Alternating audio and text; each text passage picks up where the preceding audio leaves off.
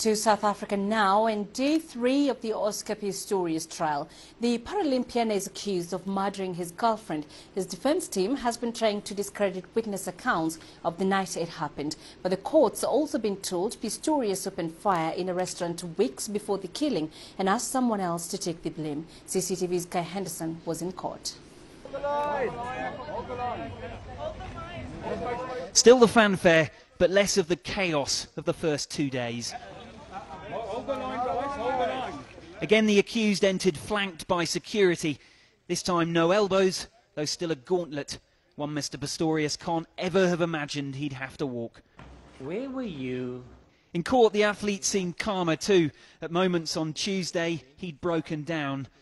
Now passing notes to his legal team as advocate Barry Rue pressed on with cross-examining a state witness, again claiming they heard screams followed by gunshots on that Valentine's Day night.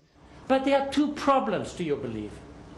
And I'm trying in all fairness, it's a man's life at stake, in all fairness to say, let's look at other possibilities. One thing that does not fit in with your version, in all fairness, is a man screaming for help.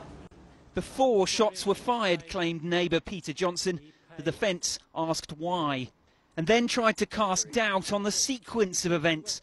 Could the sound of shots, in fact, have been Pistorius smashing down the toilet door? I understand you believing that the noises that you heard were gunshot noises. I understand that.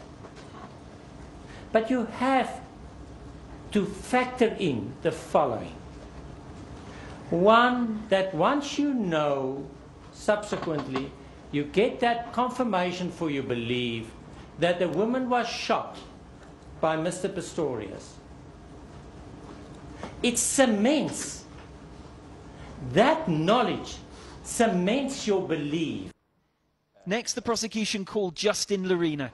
The shot went off in the restaurant and then there was just complete silence.